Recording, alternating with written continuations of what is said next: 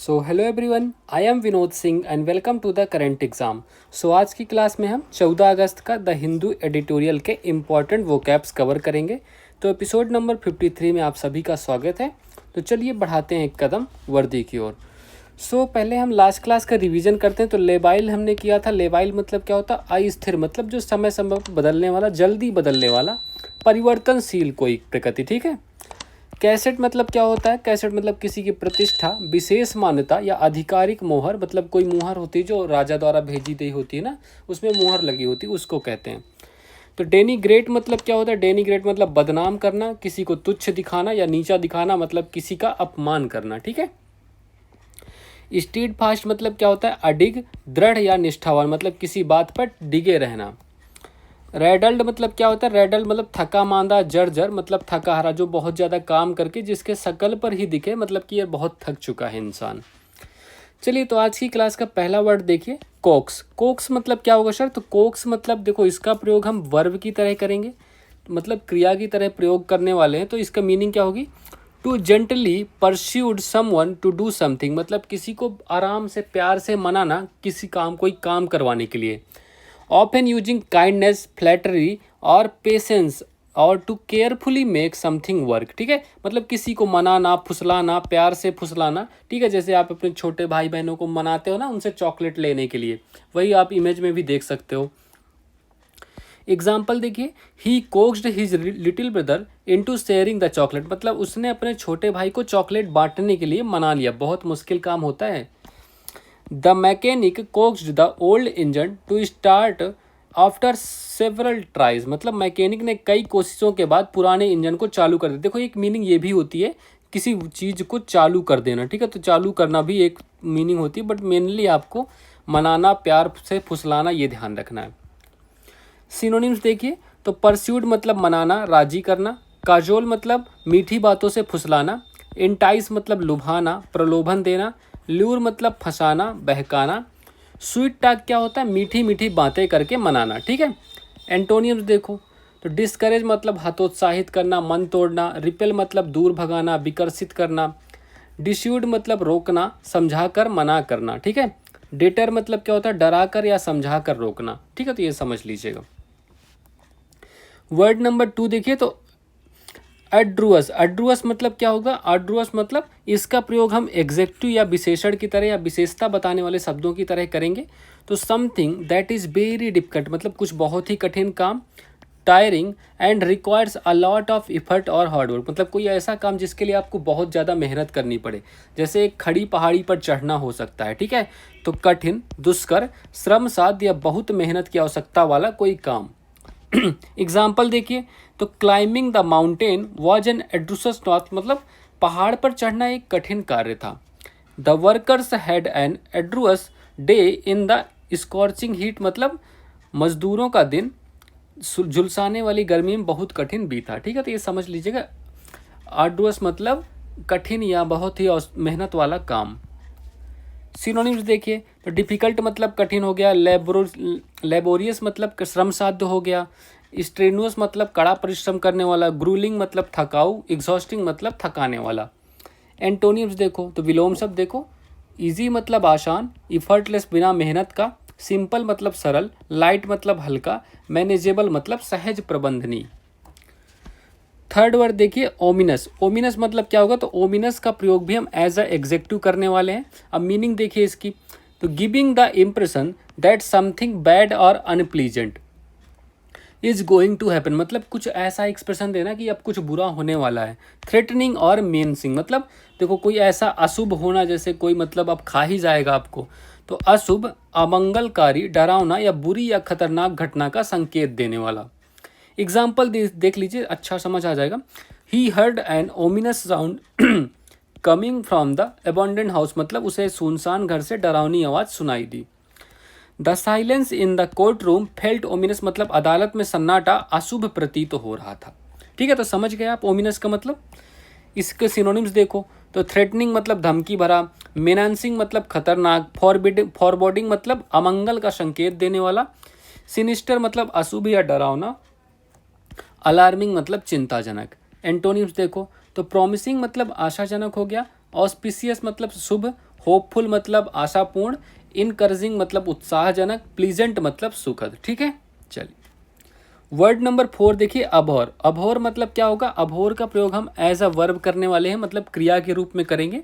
Meaning देखिए, to hate और dislike something और समवन वेरी मच, किसी से बहुत ज़्यादा घृणा करना।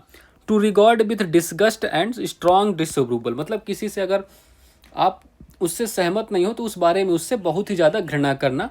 घृणा करना, नफरत करना, तिरस्कार करना, अत्यंत अप्रिय या घिनौना मानना। ठीक है, चलिए ये ध्यान रखिएगा। अभोर मतलब देखिए इसको किसी चीज़ से बहुत ही ज़्यादा घृणा है या नापसंद करना। एग्जाम्पल देखिए, she abhorred lying and always spoke the truth, मतलब वह झूठ बोलने से नफरत करती थी और हमेशा सच बोलती थी। Many people Abor discrimination of any kind, मतलब कई लोग किसी भी प्रकार के भेदभाव से घृणा करते हैं, तो ये सच बात है।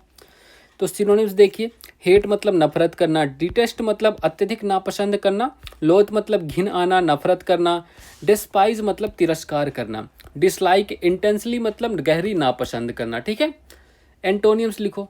तो लव मतलब प्यार करना, एडमायर प्रशंसा करना, लाइक पसंद करना, रिस्पेक्ट सम्मान करना, अप्रूव मतलब स्वीकृत दे देना। ठीक है, चलिए तो वर्ड नंबर 5 देखिए, वेग।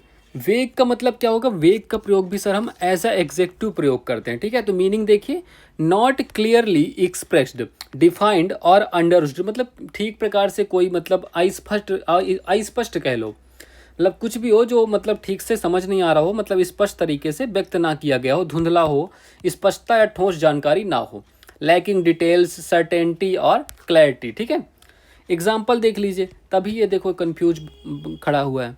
I have only a Vogue idea of how the machine works, मतलब मुझे सिर्फ धुंधला सा अंदाजा है कि मशीन कैसे काम करती है, वो स्पष्ट नहीं है।